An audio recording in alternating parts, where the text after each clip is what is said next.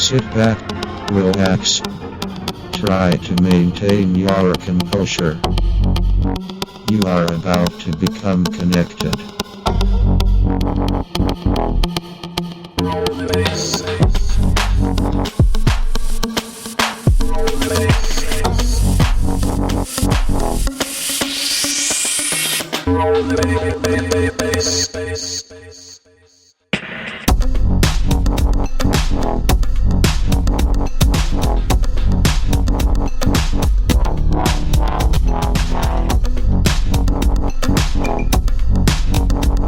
Hello everybody and welcome to the Connect podcast episode 31.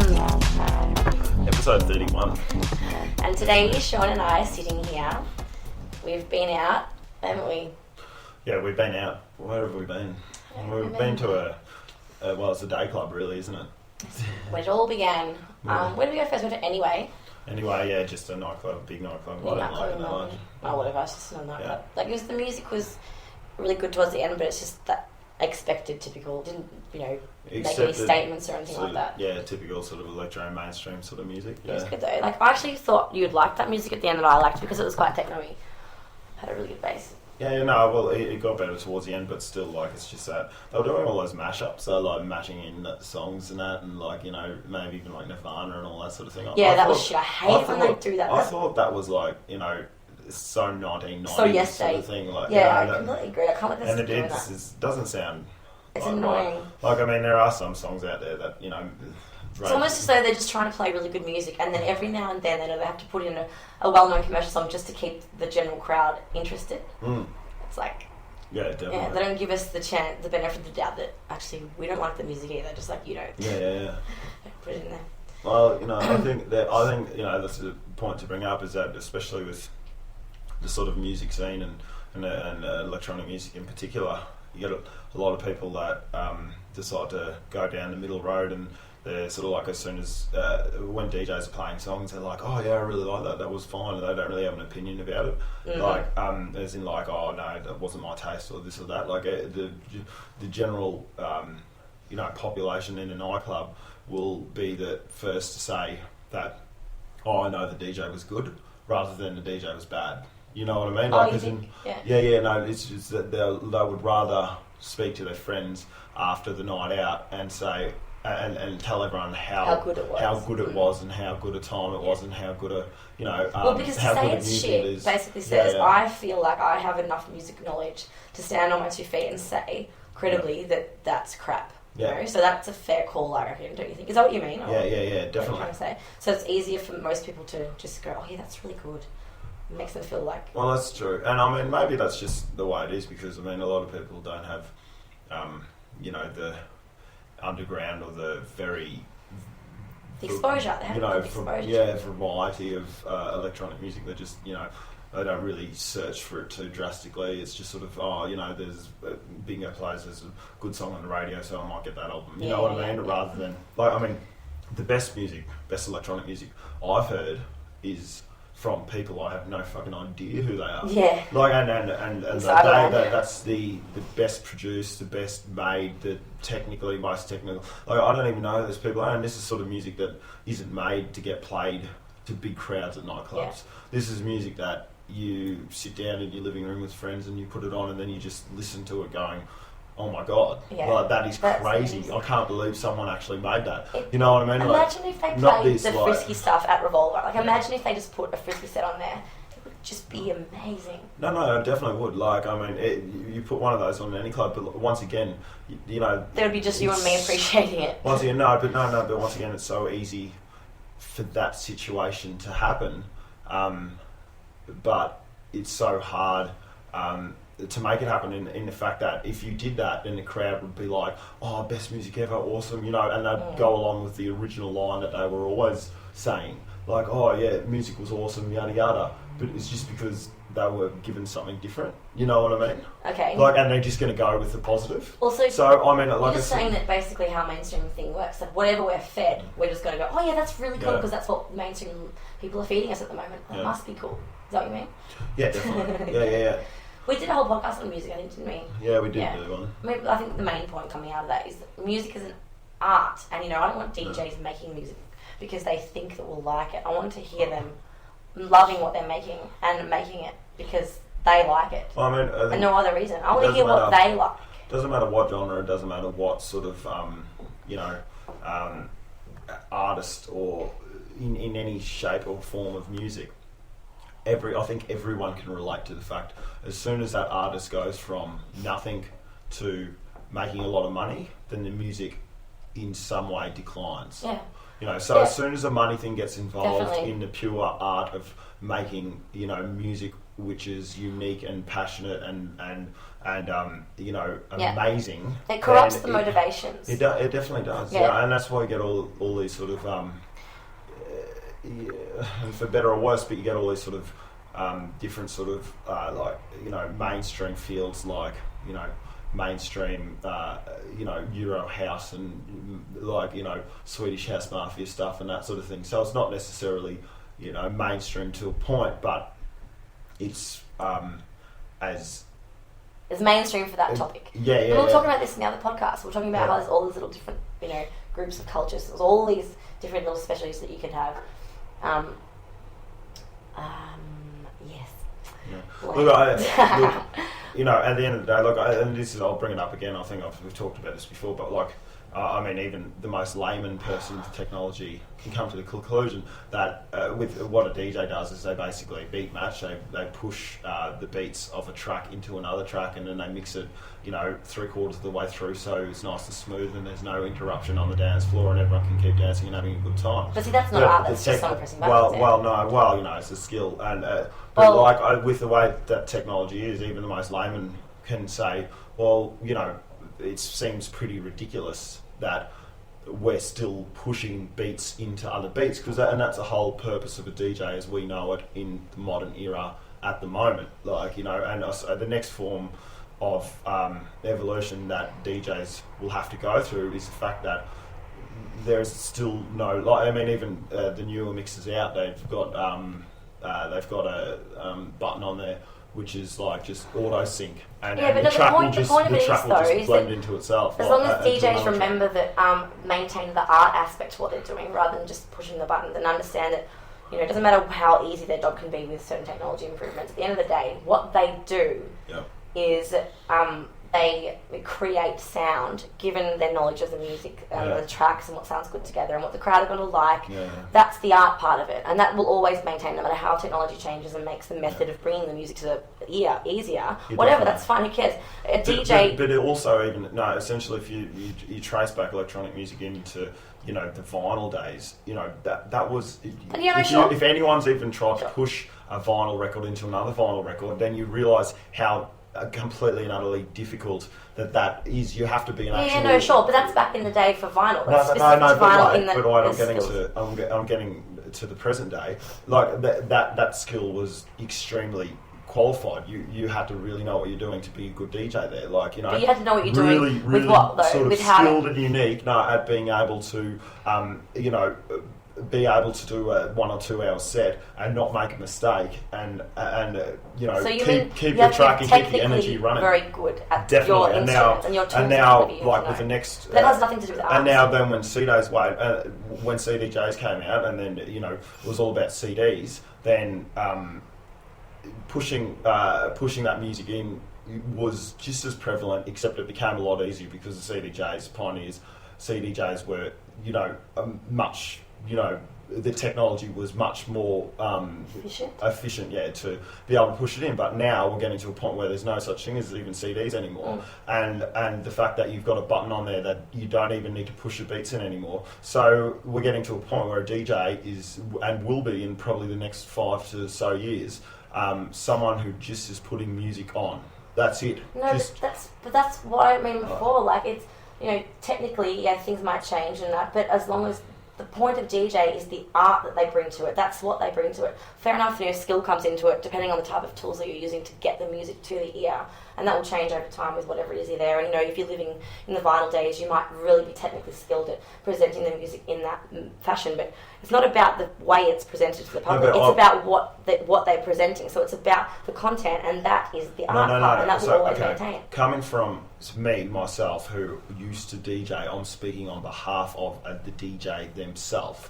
okay, and the DJ themselves class their skill and used to definitely class their skill on the technical ability. I get it. I get what you're saying, but able there's to- two different skills we're talking about here.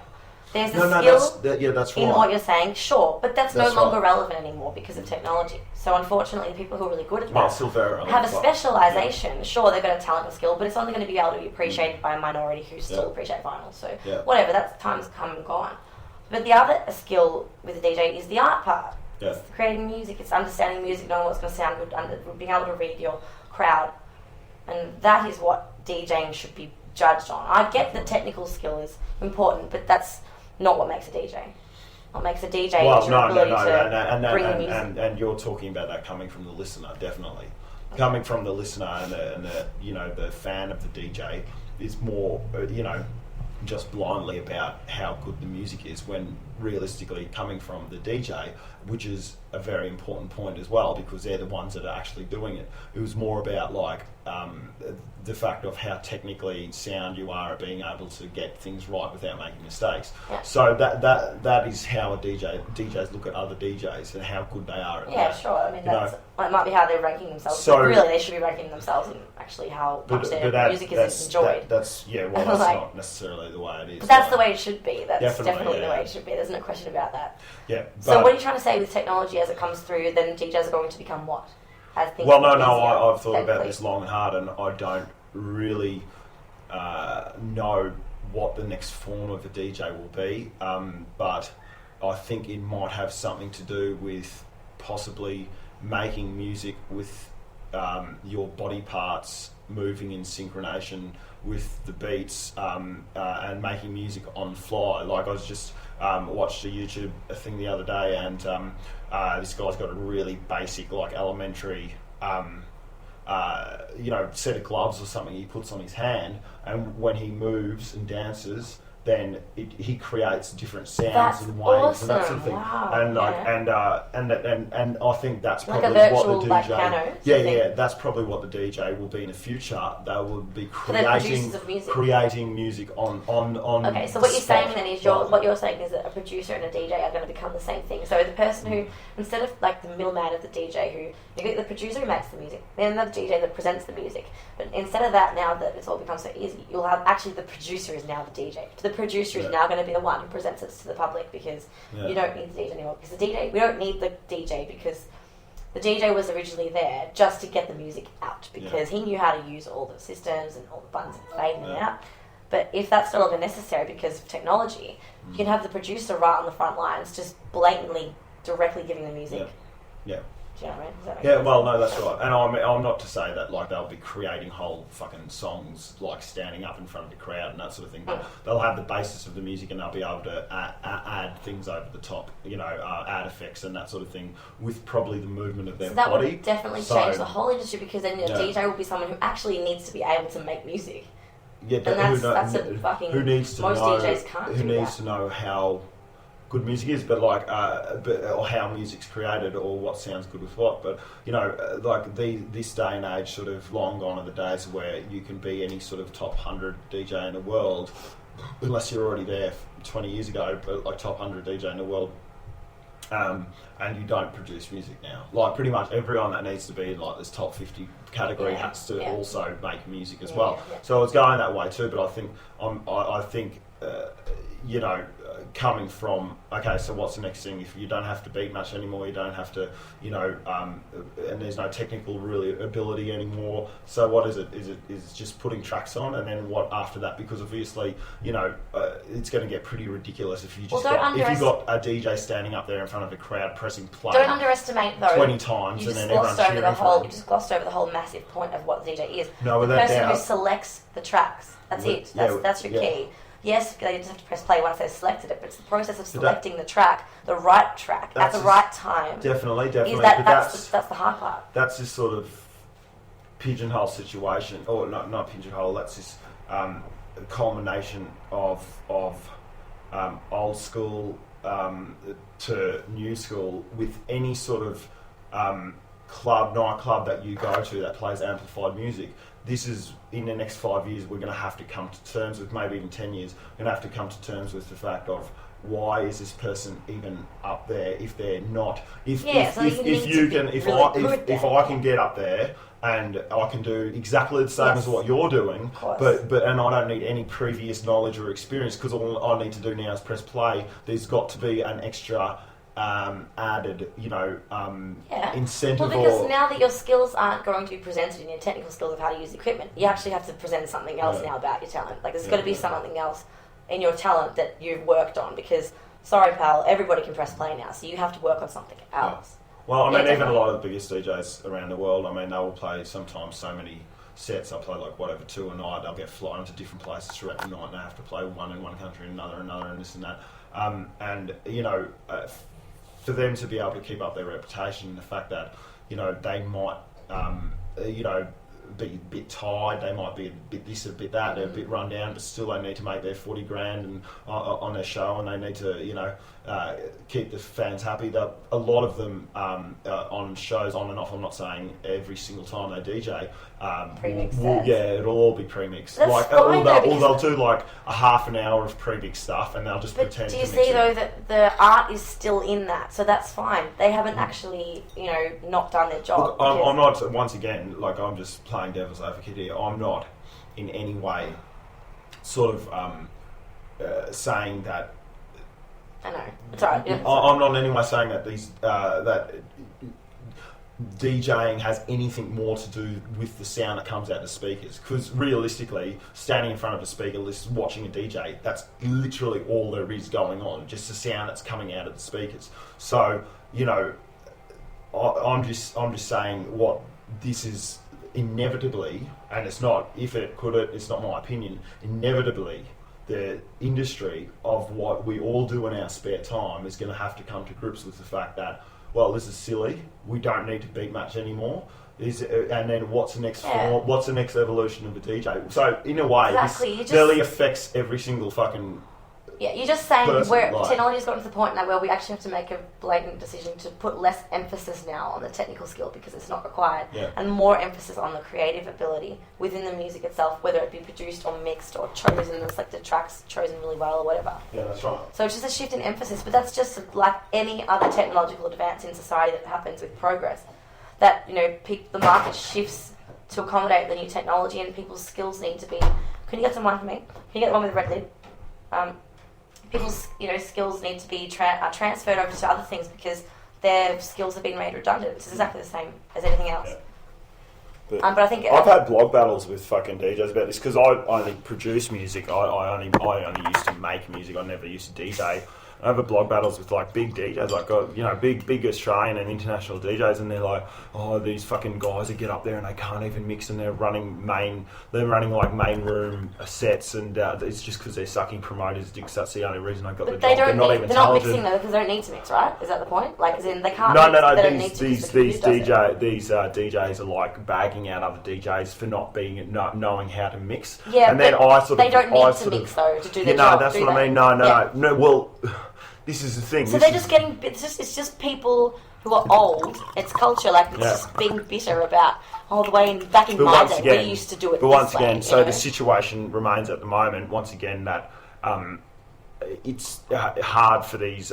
it's a very grey area at the moment for DJing, where because it's sort of... in the community, it's known that people aren't mixing anymore. Yeah, but they need to get over that. Yeah, definitely. No, that's what I mean. That's the thing. And then there's a lot of other big DJs, a lot of other big DJs going, well, I never want to fucking change from what it was. So they're old and bitter. They've been through, and they're pissed off because...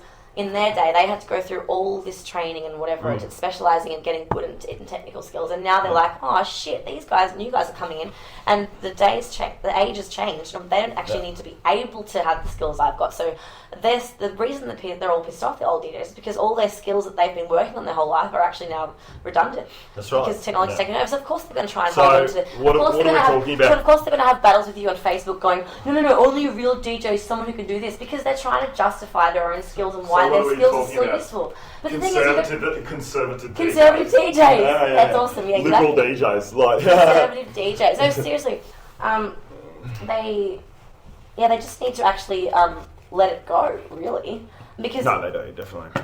Yeah, they don't.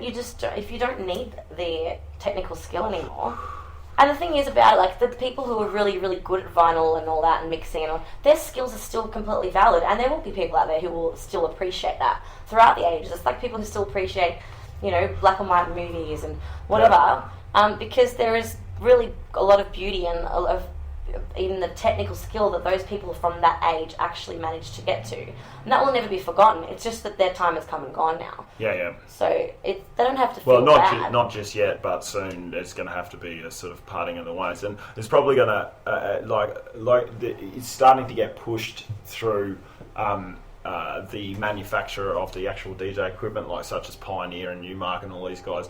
The guys that actually make the instruments which play music. You're going to get hate mail? Well, no. Well, I think they're just Stop making it so easy for DJs to play shit. Everyone knows exactly what's going on. Everyone that knows anything about the DJing and electronic music industry knows exactly what's going on. And these guys making the equipment are sort of slowly bringing in the option of you don't have to beat match anymore. You don't have to, and they're sort of, but soon, like within like the next 3 or 4 models of which that one comes out sort of every year or 8 months or something, then you're probably going to get to a point where you'd have to go, well, why is there even an option of beat matching anymore? Mm-hmm. Like, you know, and then if someone's just standing up there pressing play, I think it's going to have more to do with it's not as much just you just got to put some good music on, but DJs will then evolve to the next stage of being composers, being actual like conductors and composers of the music on the thing. And I probably everything that we're talking about right now, probably the top 5 to 10 DJs in the world, if not more, are probably working on this sort of stuff right now. And I can probably guarantee you, like someone like Armin van Buuren would know exactly what's going on, and he'd be like, well, I'm trying to get this technology because they got millions and millions of dollars and just like tens of millions, fucking like hundreds of millions, and then a billion, a billion, yeah. But I think it's good to speak about this stuff, and for anyone that hasn't really thought of it. Sorry if you're not interested in music. That last 10 minutes would have been really boring. Well, no, I think it's important that whether you're interested in music or not, it's still a situation where if you go out and listen to music that comes through speakers and it's not played by band, then pretty much you're in that category of, this is going to affect you. But once again, it's not all negative. It's like the future holds... It's all positive, The future holds amazing things. That's the thing, it's all positive. Embrace basically technology. The reason why we're talking about this is because things are changing for the better because we're improving. Yeah. There's no other way about it. We're only progressing and improving. So that's the good thing about it. This change will weed out all the shit DJs that are just there because, let's say, the DJ is only really there because he's really good at beat matching, but to be honest, he's pretty shit creatively and he can't really understand the crowd and what they're wanting. So, he will be removed. So people who don't have that real, creative ability, they'll be removed. And then also people who were there just because, because everyone now can press a button. So that's no longer going to be a way to just get into the DJ industry, You're going to actually have to bring something really worthwhile. Sean is pissing again, and it's just me. But I find it so frustrating how a place like Revolver, which can have absolutely phenomenal music, still allows these DJs to play. It was a space he's been playing for. How long has Revolver been open? 25 years? Once again, he cannot even mix. We're talking about creative ability, whatever. I just don't think they care anymore. To be honest, it's not even hard. You'd think it'd be autopilot for the amount of times he's done it. It's pathetic. No, but that's the thing. This is a situation, in these big industries like Revolver and that, they're not. There's not any of these young kids getting up and proving what they're worth and all that. They're just using these old names and that have proven in the past. And when you're getting paid $200 an hour and you're pretty much just doing the same old thing 5 days a week and you've done this for the past 10 years, I think it just turns into a bit of a fucking fuckfest. Like, as Well, in, it's just your job. It's not a passion. And the thing is with things like music is that it simply you shouldn't be there unless it's your passion. Don't fucking put your music out there unless it's your passion, because I don't want you polluting the world of your unpassionate music. Yeah. Your ingenuine music, stuff that you don't care about. That's just rude. It's like making art that you don't care about. It's like drawing a painting and just being really cow-fast about it and just fucking not caring, and then going, here everyone, buy it because it's art and I thought you'd like it. I painted this colour because people like pink these days. It's not right.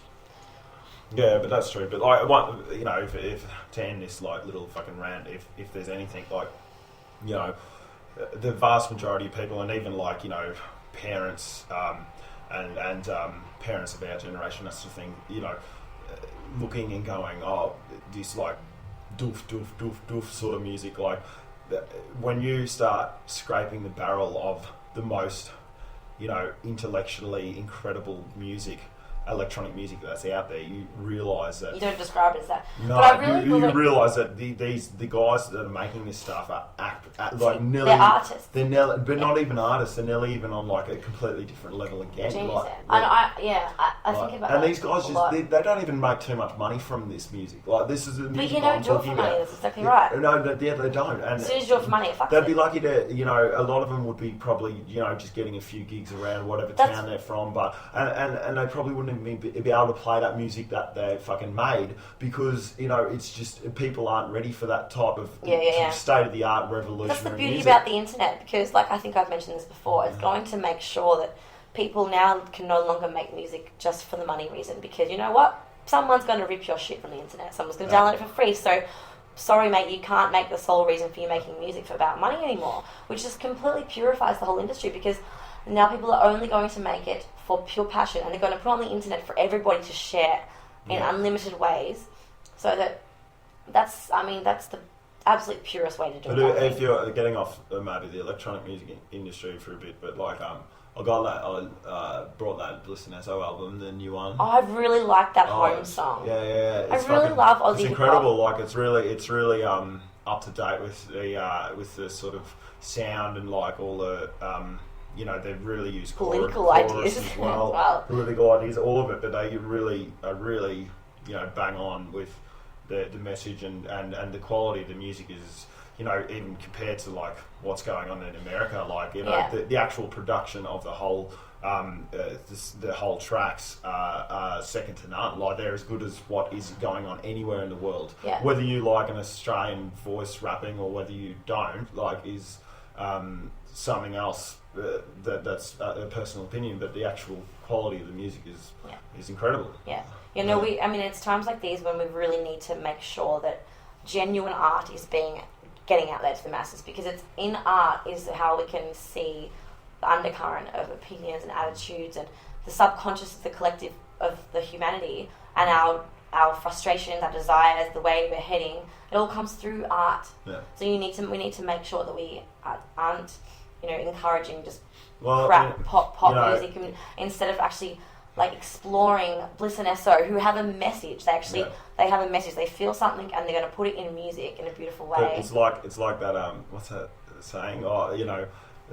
That moment when you listen to a song you've listened to 100 times, and you finally realise that for the past 10 years that artist has been trying to wake you up. You know what I mean? That the artist has been trying to wake you up to the reality of what's going on in the world, like through lyrics and that sort of thing. And like you might be listening shit forever, like then you hear like something like you're like, I love that Pink Floyd song Brick in the Wall, and then you're like, when you actually sit there in that moment that you actually listen to the lyrics and everything going on, then you're like, holy fuck, or like even like Bittersweet Symphony. There are so many songs. What's the lyrics to that? A bittersweet this life. Trying to make ends meet. You live for the money, then you die. No, live for the money, then you die. So the thing is, like, and it is so true. And when this happened to me big time. Like I had all of a sudden, like I think it was in South America. I had a lot of time on my hands. There's a lot of hotel rooms in Colombia, just having a good time. And I went through so many songs, and I look back, and I'm like, oh my god, I'm listening to that now, knowing what I know now. I'm listening to that, and in 1980, they were thinking the stuff that we're thinking now. Like, as in, like, Yeah. people have knew this long ago that this was going to happen, or, like, just, these ideas aren't new. These people were onto it. And it's always, the thing is, it's always the artists that are onto it, because the thing is, they have this amazing connection to this collective creativity source or something. And in that source is all these bustling ideas and stuff. It's almost as though they have like a little key, like a hidden key. And just for all you people out there who are against the use of performance enhancing substances such as drugs, performance enhancing makes me dance really drugs, well. Then probably you should switch off any music that you've ever listened to in your life, because I can nearly guarantee you 90% of that music was made from people under the influence of drugs. Like, and that's just simple facts. Like, that's just a simple facts. Like, maybe not so much with pop music, with popular music, but then again, what Robbie Williams, all these sort of, like, they're all off their fucking rockers, like, you know. But any sort of, like, you know, any art, any like, I encourage everyone to go and look at some old U2 interviews. These guys are just absolutely tripping off their nuts, speaking to BBC, and they're like, I can't fucking talk properly, and this sort of shit. Like, fuck yeah, man. Like, U2 were fucked up, like. But like, these absolutely revolutionary, like, they nearly changed everything that we think about music. It's all under the influence of drugs. And if you like music, then you got to understand that, you know, these people are tapping into a conscious level which can't be done sober. You know, they're tapping into creativity, which you're not going to get the same results as if you put your reading glasses on and then study all night and work hard and fucking do this. No. You're gonna fucking, you know, smoke some weed. You're gonna fucking take some ash. You're gonna do this. You're gonna have just start jamming with your mates, and then it's gonna turn out to be like the most incredible thing that you've ever heard. And unfortunately, as much as anyone would like to argue this point, is that the outcome of what you get when you make music on drugs to the outcome of what music will be if you're sober is absolutely different. Like, there's no way that you can get the same results. So and I mean, it would be great if we were getting the same music with no drug use at all. But unfortunately, the reality of the situation, like someone like Taylor Swift, probably doesn't take too many drugs. No. But then again, you know, let's see what she's trying to portray. What you're saying is, wouldn't it be cool? Miley Cyrus wouldn't it be cool if we were always connected to this amazing spiritual, you know, meaningful shit? But that's not the way we want things to be. We live in reality, and then every now and then we want little things like music to be able to be the entrance to these worlds. Let's listen to music, and you actually enter the spiritual. Let's give a fucking perfect example. Like, there's been a lot of sacrifices of genius individuals that the music industry has had to go through to be able to get the desired results. So, for interest's sake, Kurt Cobain. So he, unfortunately, the music which he was creating was putting him in a headspace which eventually led him to the point where, okay, I'm going to have to blow my brains out. Amy Winehouse. Yeah. Okay. Like, we can get, the list goes on and on. But these people have sort of, they're sort of creative, the creative streak and their utter brilliance has come through a deep, dark hole in their being, and they can't fill. And they have turned that inside out and copied it onto a CD so that we can all see it. You know, and that's why it's so popular. Music that's so popular, you always come from a brilliant mind, a really amazing, unusual, unique mind that's so intense in whatever it's unique in that it will probably kill them. You know, and that's what makes the best music. You have just people who are, you know, their mind comes through the music, their whole being comes through their music.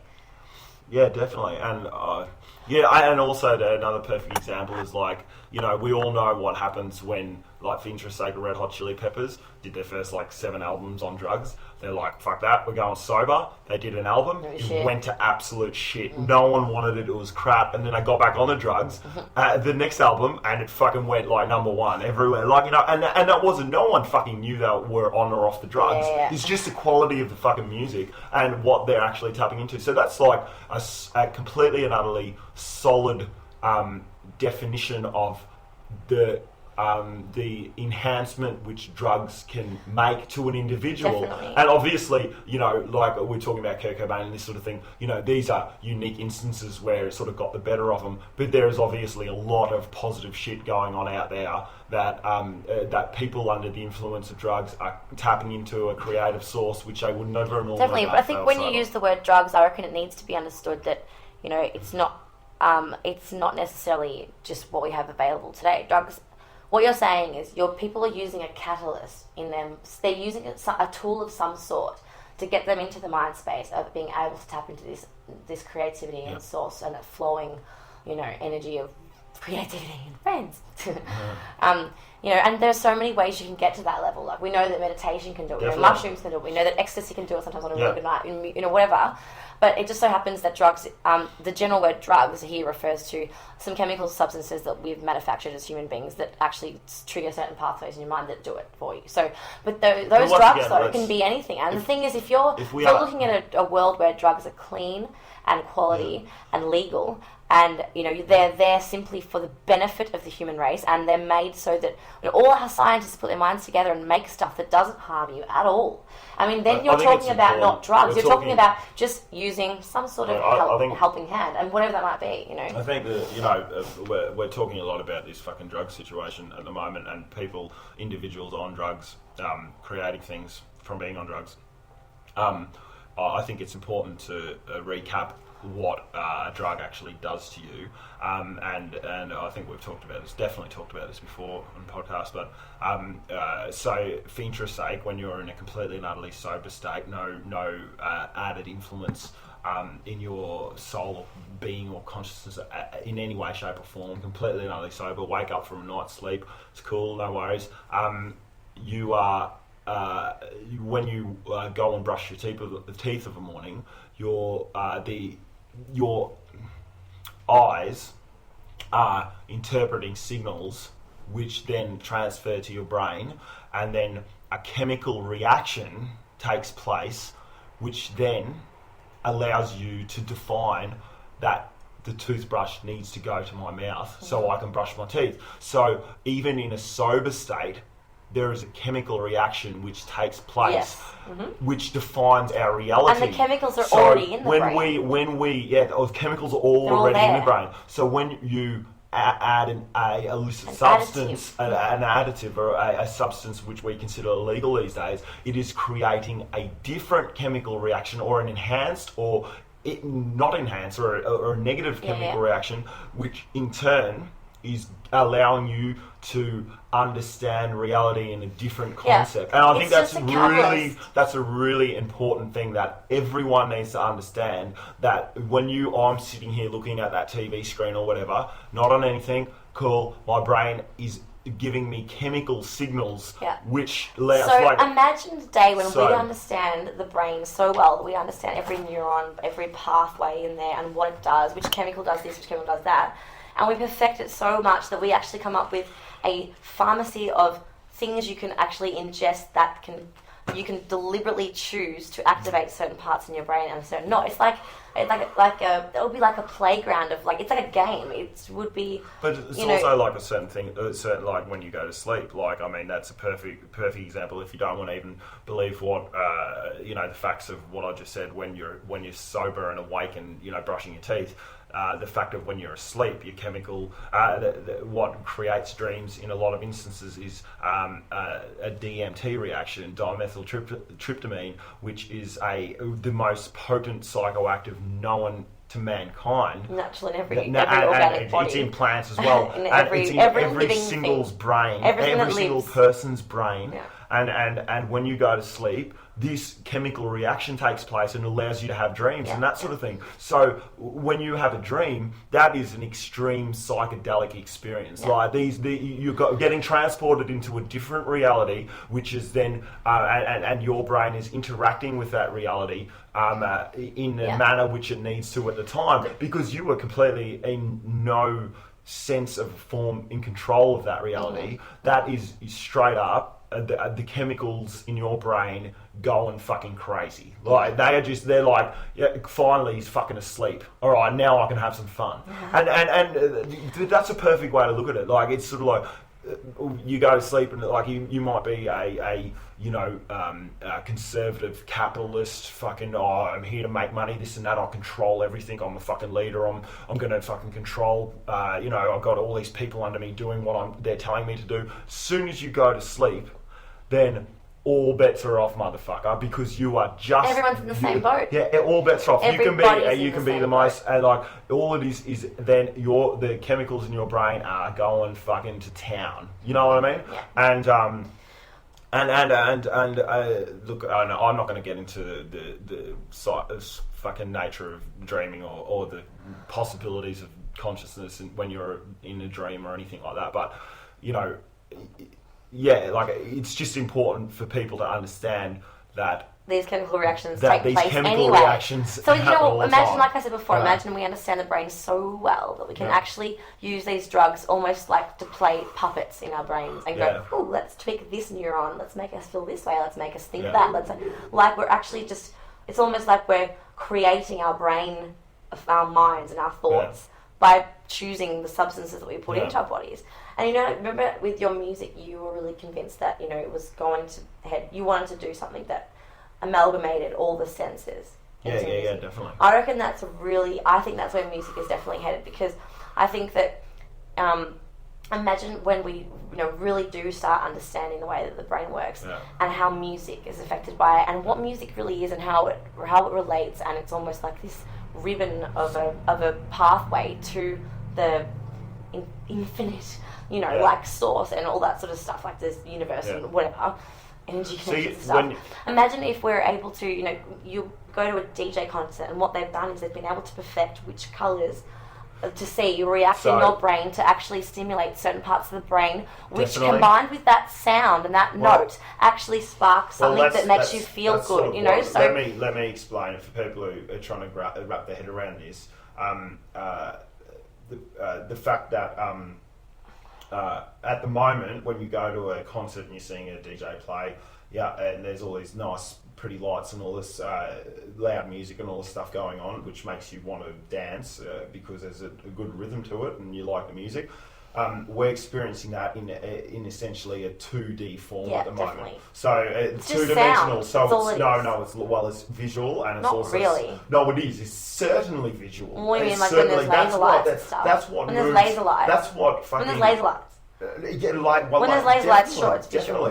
Definitely. That's what separates electronic music from rock music. Yeah. The fact of the visual aids at the moment as well. So that's 2D. But I think the next form of music will be, okay, so you've got your speakers there, then you'll have this other, you could call it a speaker underneath, but that will be your 3D option. So you'll have lights, you'll have sound, but then you'll also have maybe electro fucking like magnetic pulses or something. Yeah, magnetic pulses. Something like that. That are actually influencing your emotions, your energy on a level, state. Like and when you understand, if magnetics can affect obviously every part of our body, you could use that to tweak certain things.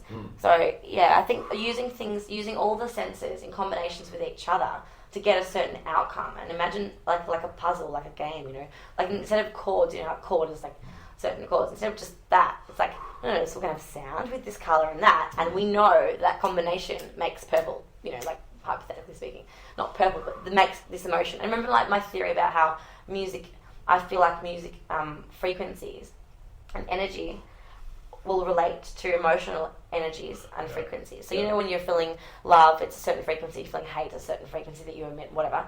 Those are energy waves, and those will be their physical energy waves that have a certain depth or whatever. And if you match those with the appropriate sound, the appropriate visual wave, the appropriate whatever, you can get a certain effect. And I mean, imagine it's like chemistry, just chemistry of all these amazing different combinations you could come up with and manipulate the way that people experience something like that. That's right. Yeah. I really think that's where music will head. I feel like music, I definitely spoke about this before, but music is like this really bizarre, there's nothing else like it in the world. Like, it's this strange doorway to that world. Like, it really connects you to this infinite, I was even just saying, timeless place where it's just, and everything's in harmony and balance. I was even saying today, in this crazy structured 9 to 5 war-ridden world. War-ridden world where violence is an everyday occurrence, and we've got all these problems, social and economic and environmental problems. I was thinking at the club today. One of the only things that is really holding this whole fucking show together is the fact of people being able to enjoy themselves on their days off. But through experiencing music, a lot of people, have a massive release of, I need to go and expend energy listening to a certain type of music. That might even be the opera, or that might be anything, or whatever. Yeah. But the situation is that it's like a that could be the clincher that's keeping everyone in the same sort of boat. It's like, oh yeah, I went and saw a really good band, and it might sound like nothing at the time, but at the end of the day, with all this fucking negativity in the news and all this crap coming through, if you can't go and experience that sort of pleasure at one point, I think the world will just fucking fall apart. I think everyone would be like, this is too much, everything's fucked up, with this information overload that all humans are getting at the moment through the internet. You need something to counteract that. You need something to give people peace and pleasure and balance when they are so overwhelmed with all the disastrous things going on. Yeah. So it's like the music experience needs to become a lot more intense, a lot more intrusive and personal, almost as though it's a meditative healing process for you. A place to go back home to, a place where you've had a hard day at work, you have the music experience, and then all the pieces are put back together in your body. Everything's leveled out again, and you're fresh to go again for the next day. The music almost levels things out and makes it better. It's like it purifies you. Can I have this Pinot Noir? Yeah, it's good shit. Yeah. Hubert, Yarra Valley. Do you want some? No, still got white. Okay. Music, yeah. I just wanted to dance tonight. It never got going. It pissed me off. And Jess last weekend, she was like, the music was so amazing. Oh my god, I'm so jealous because those times when you go out and the music is phenomenal, it's just bliss. There's nothing better than dancing to amazing music. And I was just waiting for that all night. And then fucking Boogs was supposed to play. He was supposed to play. He didn't turn up because of whatever reason. Whether he was smoking his pipes, whatever. He couldn't get out of bed. I don't know. Maybe he had a flat tire. Yeah. And then Spacey took over, and it was just awful. I really feel violated when I see it's like a crime. I really feel it's a crime when people put out shit music. I feel violated by their disgusting music, which is crap. Don't feed me your shit art and creativity. It's crap. But it's also got to do with the DJs don't take ownership of. They're sort of like, my set's up, I'm done, catch up. Yeah, and then they might be sitting there listening to it, and if obviously, some of these really good DJs are sitting there listening to other DJs, and then they are justifying it to themselves that. Not even justifying it, it's a natural reaction to them that, oh no, actually, this is actually alright music, when it's clearly not. It's clearly not. And they're like, oh no, that's just his style, that's just... fucking, why don't you guys fucking speak up amongst your peers, peer review each other, like fucking the scientific community does, peer review other DJs, and, put a fucking, put a lighter to their ass, fucking go... That's so don't true, say so. No. Everyone's in the DJ community. Everyone is so we don't say bad things about other people. They're just doing their own thing. You got to appreciate for what they're doing. But there's not enough. But you're 100% right. There are moments when a DJ or a producer just needs to be told, mate, that's actually shit. That's shit. That's shit. And it's not shit because it's not to my taste. If it's not to my taste, I can still appreciate if it's quality music. The point is, musically, it's actually bad quality music in that there's, you don't understand what music is. You haven't created a piece of work here. I don't care about what preference it is. you actually haven't created something that's quality technically. Yeah. So yeah, I agree. That's a really good point. Like, you know, imagine if music was reformed like that. Imagine if music was like someone's like, no, that's not good enough. Sorry. But once again, it reverts back to the money-making capacity of these DJs and that. And it's sort of like, well, that's their bread and butter. And if you start fucking ragging on other people, then you sort of isn't it amazing how people's opinions, people's morals, people's values will just sheepishly follow whatever they have to do to justify their living. Yeah. So it doesn't matter, like, you know, like case of example, I work for the government, right? But I really think that anarchy is the way to be. But I work for the government. That is a massive contradiction. So, you know, you would kind of see me in a way I really should be in my head if I was a normal fucked up person in the head, justifying why my particular job is okay though. You know, given I'm an anarchist, whatever, but no, my role's necessary because of this and that. You know, people Can I just put an anarchist point? Like, I think the best is that nice wine? Not really. It's really quite light. It's actually really watery. Yeah, that sucks. It's not very rich. I'm all about Shiraz these days. I really like Shiraz. This anarchy point, everyone always brings up, well, you know, if there's no government, then who the fuck's going to make the roads? Well, if you do a bit of reading back, before 1913, before the Second World War, there was you didn't have to pay any tax in America. In America, essentially, before 1913, taxes only came in after the First World War. So, before 1930, there was no such thing as income tax. Yet,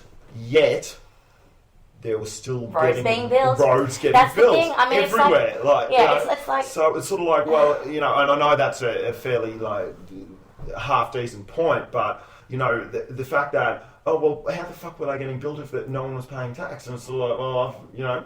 And that's the thing about that's anarchy. That's anarchy. That you know, people grouping, people cooperating for the benefit of everyone. It seems so difficult for people to even contemplate what would happen if, you know, all the things that government do provide now.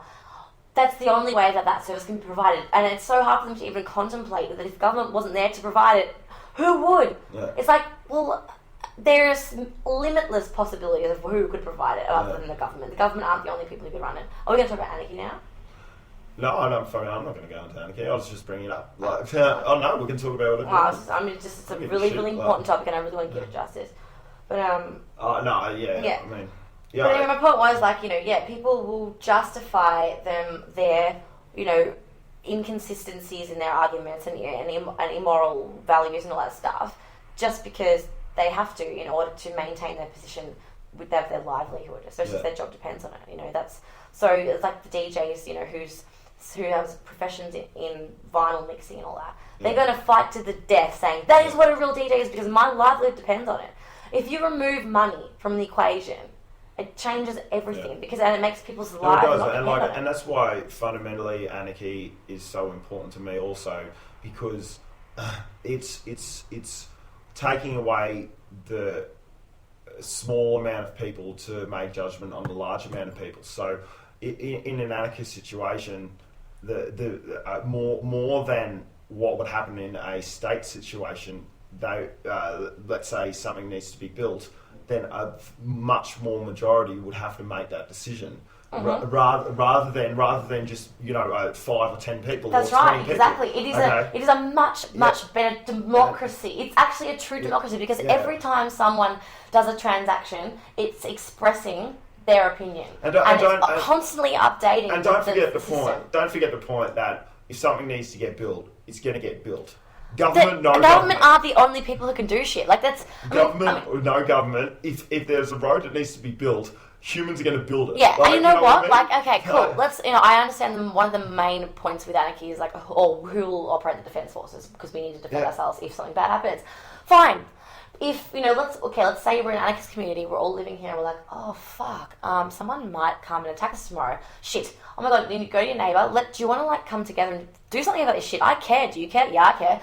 And you get enough people, like the majority vote, to go, let's make a defence system. And it's like, great, because the only reason that's come about is because there's a demand for it. People have actually said, that is a pure democracy. Anarchy is pure democracy where every single person's voice is heard at every single time a transaction is done. It's like constantly being updated every time a transaction is done. And it also relates back to me when I talk about economics and the incentive of money is the only reason why people do anything, which is just absolute crap. Like, no, it's to the anarchy. It relates in my mind a lot to that. It's sort of like, well, if something's going to get built, it's going to have to get built. Yeah. And then it's sort of like, well, you know, people don't inherently get born and then fucking just want to sit around and watch TV all day. Yeah. No, it's just because if there's no such thing as money and you're not making a monetary gain through sharing your skills, you're still going to have to do shit. You can't just fucking sit around all day. That's right, yeah. Then,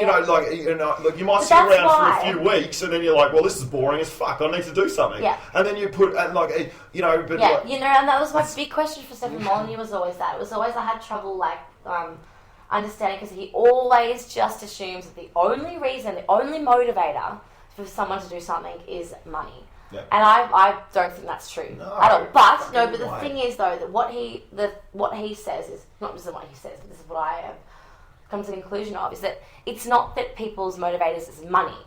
People's motivators is getting what they want done. Yeah. That's their motivator, and it just so happens that money is the tool for trade in this situation. Yeah. So I mean, and because if it's a pure anarchist society, money who gives a fuck? Like, you know, the price of whatever is going to depend on that relationship of the transaction at the time between the two people who are trading. So it could be like 1 cent, so it's nothing. Yeah. Fuck all. It could be just, I'll give it to you if you give it to me. We don't have to exchange money at all. It doesn't have to be about money.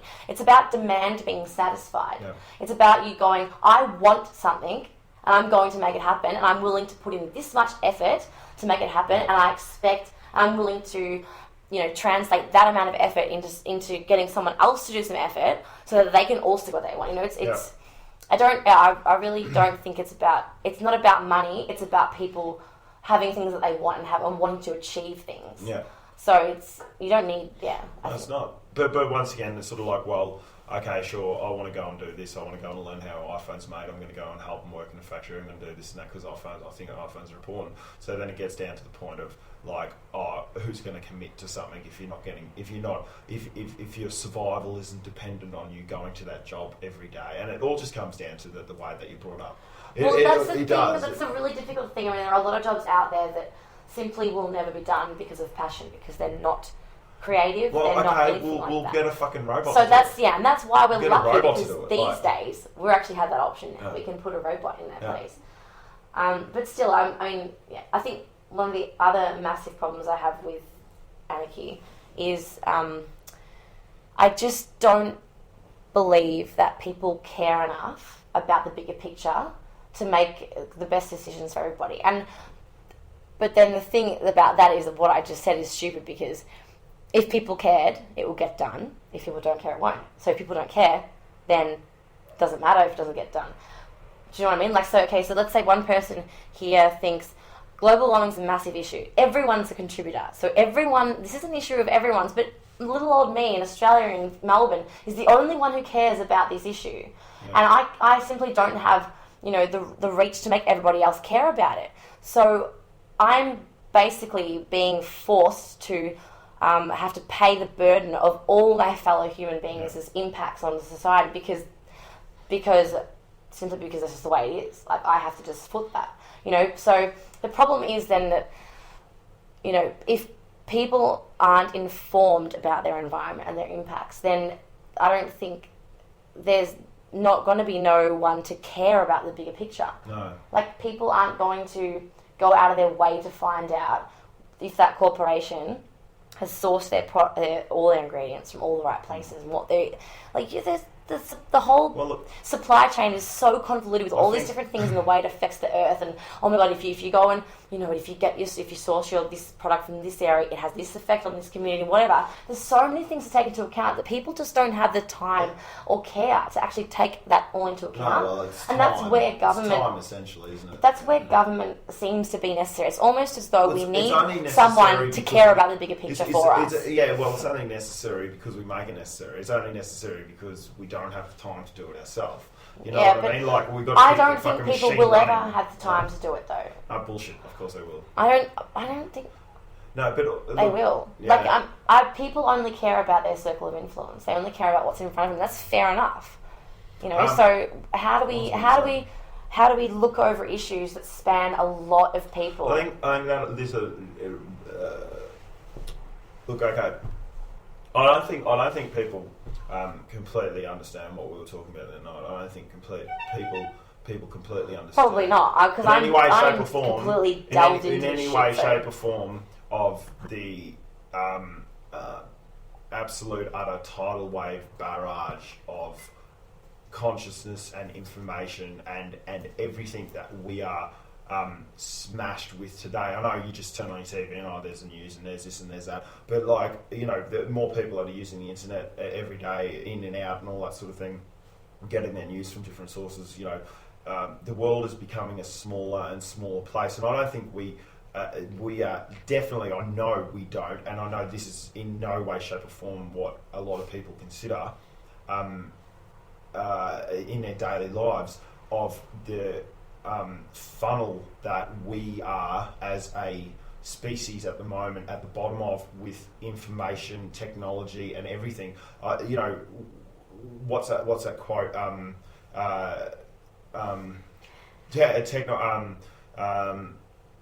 Evolution is a fucking, what is it? I need to remember this. Evolution is a this is something from fuck. Phone's ringing. My phone starts ringing. No, tell me. I don't know. I actually don't know the quote you mean. Who's it by? Do you know? Evolution. Oi, what's going on, brother? Okay, so everybody, we're just organising our day. Was that Rob? Or Matt? Who was that? Who was that? It's Matt. Okay. Anyway. So evolution is? No, evolution is a race against technology and catastrophe. Yes, yeah, I think definitely. that's all the cycle. No. I'm sorry, Carl? No. Sorry. Yeah, so. Yeah, no, I remember that quote. Yeah. It's a constant balance. I mean, so the thing is that, yes, we do have all these, an extreme amount of information coming in. So, we've got just limitless possibilities of what information we choose. But the whole problem then becomes, we need to be, because of the greater options we've got in terms of the information that we choose to, use, we have to be even smarter now in choosing which information that we actually filter. That's the problem with today's age, is that there's so much information. It's so hard to know what to take and what to not do. Like the saying goes, any publicity is good publicity, and I think that's the case. Sure, we're going to make mistakes along what we choose to believe and what we don't, but at the end of the day, the simple fact is if you're choosing to believe more than what you did yesterday, then you're on a reasonable path. Now, hopefully the whole world doesn't go down some satanic cult, as in the best way to fucking resolve our differences is with nuclear war. Hopefully everyone doesn't come to that conclusion. The only way that an increase in information, a constant increase in information coming at us, is going to be able to be correctly filtered through the society is if people are able to critically think about things. Because you can't, if there's so much information, it just means that there's more and more chances of you being propagandized. Every single time a piece of information comes to you, you are potentially propagandized by that information if you are unable to think about critically.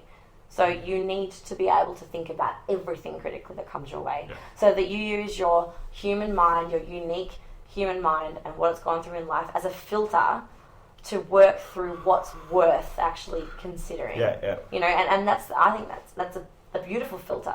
Imagine that if every human being was rational, critical thinking, and all this information came through it, and you'd left with these results of just actual valuable stuff. That would be great. Yeah. It'd filter through all the crap. Yeah.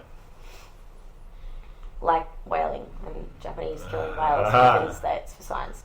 That's a fucking outstanding. I mean, the thing that is is that an outstanding. I think of that situation, and then I think of an alien looking down, going. They're in the international high court of this is as far up as this is as far up as our negotiation skills can go, and they can't resolve it. They're discussing. No, fuck, not even that. Yeah. They're discussing whether it's scientific or not to kill whales. fucking 1,500 whales I agree. It's Every ludicrous fucking- that are you it's fucking ludicrous serious? that in 2013 we're still talking about this. But what gets me the most is the fact that there are two massive, important, whatever nations here, Australia and Japan.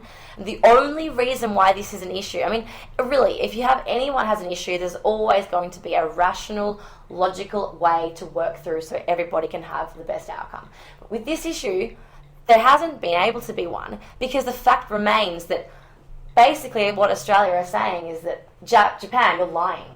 You are lying. I mean, that is so pathetic that at a government level of a nation is telling another nation, you're lying. We can't even sort out being honest in a government. Like, we can't even be...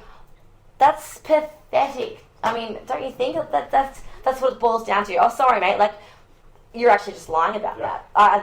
You're lying to me in national court, like, about...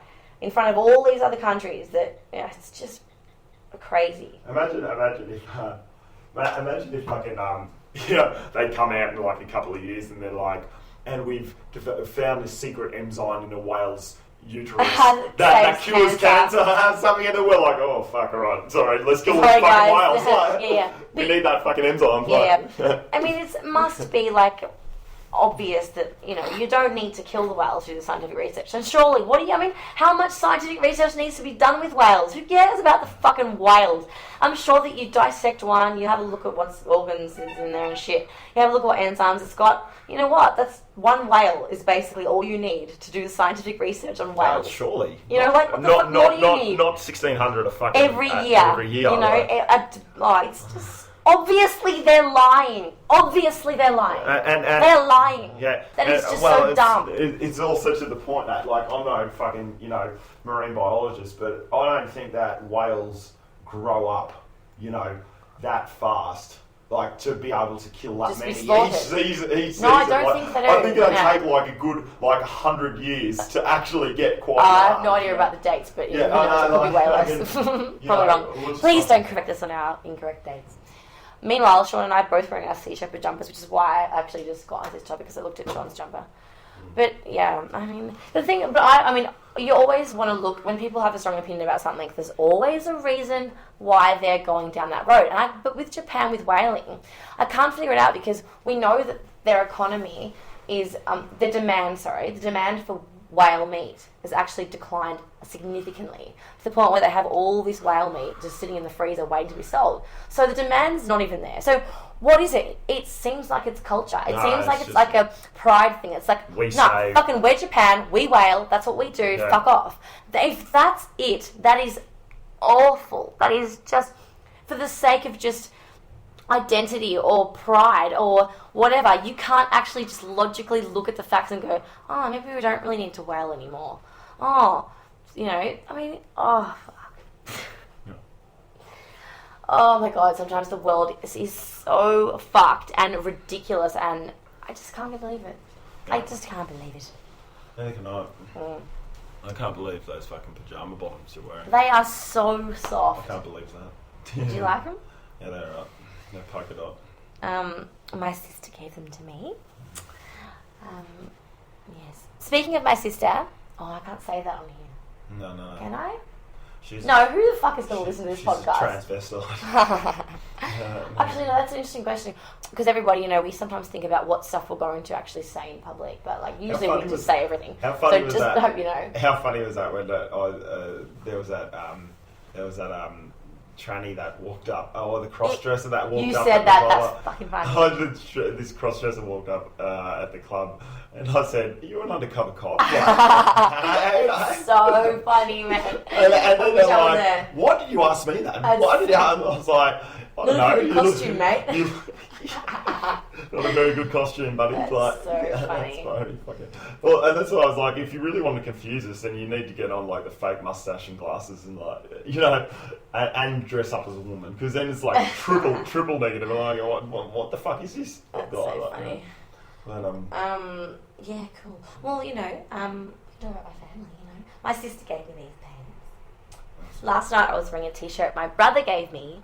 He bought it because it said on it, no other reason, he just bought the t-shirt because it said, "The truth is not on planet Earth." And he thought of me, so he bought it, gave it to Leah to give it to me. It's a cool t-shirt. the truth is not on planet Earth. Yeah. It's not here. It's not going to be here. We're not going to find it, Shawnee. We have to fly to Andromeda and Pleiades and Orion to see it. But I don't know if you remember last night I was saying that I'm actually not going to get to see my grandparents ever again. Yeah, no. Well, I'm not doing it. They're pretty close-minded. But I really believe that, family is such an about members of my family. Too. Yeah, but I've never said that about mine ever. So I'm not one to, just say that shit willy-nilly. Family's such a funny topic because it's like a group of people that you are forced to hang around with no choice of your own. You are completely and utterly dependent on certain people for your survival. You have no choice but to be around these people. You do understand that no matter what mind those people are, that you can utilise their knowledge or the way. Of course, and you know what? Like I'm all for, I've used all my relationships in my family for that type of ends of, okay, how can I learn from this relationship to get past whatever it is that's bothering me about it, or they must have been in my life for some reason to teach me something. Yeah. Great, and it's come to the point now where I've been able to find gems in all my family members, and I love them because I can see amazing things that they bring to my life, and so I choose voluntarily to have them in my life. Just because I grew up with them does not obligate me to hang out with them for the rest of my life. I don't have to fucking see my mum if I don't like her. If I don't like my mum, then I don't like my mum. I don't have to see her. I do appreciate the fact that she brought me up, but I had no choice in the matter. I was born. I was dependent on her for my survival. I had no choice but to be around her and be submitted to all her opinions and judgments and whatever, because my life depended on that. That's not my choosing. But as you grow older and people become adults, you really actually have the luxury of being able to reassess all those relationships and go, actually, do I even want that in my life? And it's I think that a healthy human being is able to see something in everybody that can teach them, and that's a great thing. But like I said, I've been able to find amazing things in all my family members. But there's my grandparents, like. I've tried so hard to find a way to learn from this experience with them. Like, I know, I don't find being around them pleasant. So I'm like, okay, well, that's obviously something I can learn from. Okay, now, Tess, every time you see them, I want you to focus on not letting them get to you. Don't start thinking about deeper shit about, whether or not you're valuable and how people treated you when you're younger. Like, whatever. There's not an issue. Just be around them without feeling crap. It's not that hard. Don't take it personally because I know that they don't mean to harm me. I know their intentions are not to make me feel bad. That's ridiculous. They're not. It's not. So it's all in my head. It's all in my head. So I have to be able I was trying to go, okay, cool. Am I able to just be around them and not think anything of it? And sure, I can do that with a fair amount of effort. I can do that, whatever.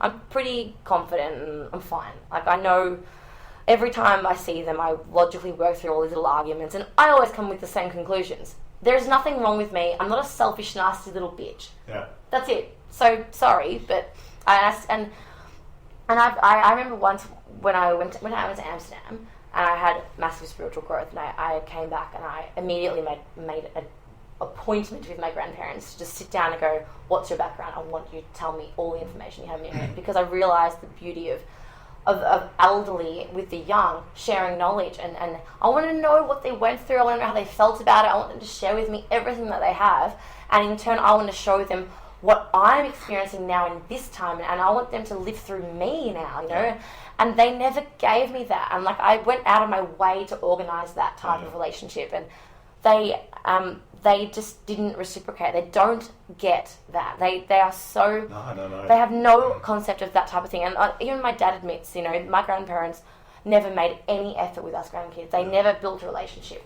And that's why it pisses me off whenever we have to go over for dinner, we have to just put on this facade like we give a fuck. I don't give a fuck about them because they never built a relationship with me. Yeah. I have no relationship with them because they never built one with me. So I don't feel like I should have to continue this ridiculous fake relationship just based on the fact that, oh, you're related to them. That's it. Yeah. Like, that's absurd. And so based on those things, I've decided that there's nothing more that they can give me that's positive. I've extracted everything I possibly can from them in terms of making me a better person. Yeah. There's nothing positive that I bring to their lives, that's for fucking sure, because they don't like me. I know they don't like me. Well, no, I'm not talking about love, I'm not talking about, oh, I love you because you're my granddaughter, whatever the fuck, I don't care. They don't like me because they don't understand who I am. Yeah. They have no idea who I am as a person. They don't get what makes me tick. They are so far from my world. It's not funny. They can't even comprehend the way I am. And therefore, they'll never be able to appreciate me, and they don't like me. They simply don't like me. So me being around them doesn't benefit them either. And me being around them, because I have to be for certain family functions, actually just puts me in distress. I hate it. I don't like them. I don't like them. I don't like where they are. And I mean, I can put up with it. Whatever. I'm not whinging about it because it's unbearable to be around them. I can fucking deal with it. It's no big deal. But I just don't believe that I should have to undergo that type of displeasure on a regular basis based on a completely unfounded, fake presumption just of some fucking premise about family. It's bullshit. Yeah. So I don't want to see him ever again. I'm not going to see him ever again. Yeah, I think from everything you just said, you've made a decision. A good point. Yeah. But do you see what I'm saying? Oh yeah, I think everyone can relate in some way from some member of their family, no matter how positive or negative they are. That, they can take that sort of thing out of it. And I think that's talking from, as I know you are a fully conscious specimen, completely aware of all the heartaches you cause and all the goodness that you bring. The decision that you made just then is the best thing, but once again, you're the last person to say never, you know what I mean? Yeah, exactly. And I really hate that. And obviously, you hit the nail on the head there though, Sean, because I was thinking about this for a long time in the car last night on the way back from family dinner. I was like, I never say never. I really don't. I hate putting those types of limits on myself because I will always know that at any point I can reassess things and change my mind, and that's fine. Yeah. But with this, I feel like this is expressing an opinion and a pride, but dignity, and going, no, I'm not going to hang around you guys because you don't make me feel good. Yeah. And that's it. And I have a right to say that. And you know what? I'm gonna say that to you guys. I'm not going to be around you because you make me feel bad. Yeah. And I think that's it's more like a self-protection sort of thing, Like I said before, I can be around them. It's no big deal. I'm not going to fucking cry. Yeah. I can be around them. It's easy. It's just that I don't think I should have to. Yeah. I think that it's rude. And it's based on principle that I'm doing this. And so on principle, I'm making a rule saying I'm never going to see them again. Yeah. Because on principle, I believe that is the right thing to do for me. Yeah. And I was saying to Lexi, my sister Lexi, who's fucking, when this topic comes up, because she's so perfect with everything, she's just nice to my grandparents and does the right thing and gives them flowers on their birthday and goes and sees them all the time and whatever. And I'm just not like that. And I was like, the only reason I would ever do something I didn't want to do, like, for example, going to visit my grandparents, was because if my dad wanted me to. Yeah. Because I care for my dad. And if he felt that he really, really wanted me to do this because it would make him feel good, I'd be like, yeah, whatever, I'll do it for you. That's fine, no problem. It's easy. Having that, because if it means so much to you, Dad, I care about you. Yeah. I'll help you. But, it's so sure. If Dad wants me to see them, I will. But it's just not going to be on my decision. The overall outcome of that is that I think everyone in their life needs to understand when the time is to understand the energy which you're receiving from someone or something, and time to cut ties with it, because you've done everything that you can to be able to get as much as in boyfriend-girlfriend relationship, as in family relationship, as in everything, every relationship. If you're getting more negative than what you are positive, and you know what, I knew it was time because I realised last night that every single time I see them, I go through the same self-reflection questions over and over. And so the first time I see them, go through the self-reflection, oh my god, maybe it's just me, or I'm fucking this, am I? No, I'm okay. And I come out going, no, I'm a good person, everything's fine. And then I do the same again when I see them again. So it's like I'm repeating the same self-reflection over and over and over. So there's no point. They just make me feel bad. They're not helping me to self-reflect about something new here. They just constantly keep making me bring up the same questions that I've already answered within myself. They make me ask questions about myself, which I know are the answer to. I don't, they make me feel bad about things that, I'm like, no, fuck off. I'm not like that. I'm not a selfish bitch. So I've got to stop asking myself that question deep down whenever I see them, because I know the answer to that. That's ridiculous. Yeah. And whenever I see them, it triggers that. Yeah. So I just think it's not worth my while to hang around people like that. But yes, I think it's really important for people to understand that they have the right to, as an adult, to voluntarily choose every relationship that they're in. You are not obligated to be in any relationship at all. Definitely not. No. It's up to you. It's all your choice. And as soon as you have chosen something, you have to take full accountability for that. So it's a pretty big commitment. If you're going to make a choice, you have to fucking take all the consequences of bringing that person into your life and understanding why you brought them into your life and the risks that you've possibly given to your life because of them being in your life. So, Anyway. Well, I think a lot of people can relate to that, and the fact that they've had a relationship which has been a extremely strenuous relationship, to say the least. Like, they've gone through hell and high water to try and make it work or make it not work, or like mainly speaking more with like partners here. And then someone, you predominantly, or someone else, the other partner, has had to come to the conclusion that, look, no matter what we do here, we're not compatible at the moment. Whether that changes in the future or it doesn't, but that realization is some of the most heartbreaking moments that you can possibly have. To the point where it's like, with my particular instance, is that after like 20 breakups and this and that with my ex-fiancée Louise, we're just young and stupid and I just couldn't control my brain to be able to work solutions out so that she was a lot younger than me in every way, shape and form.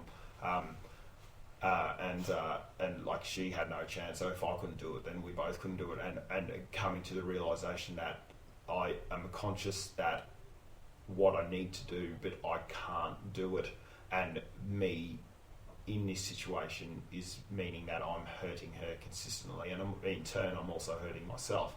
So I have to stop it, and I have to cut it, and that's it. And coming to that stark reality is one of the hardest, and a lot of people might come to that reality, and you come to it, but I'm saying come to it in the most pure moment, as in like, that is the final outcome, that is the complete and utter final straw. No, because you come to that reality, every time you nearly break up with them, or every time you have a fight, you're like, oh, fuck that, what I mean? But it's so hard to those moments when you really, really have decided, I'm going to break up with them.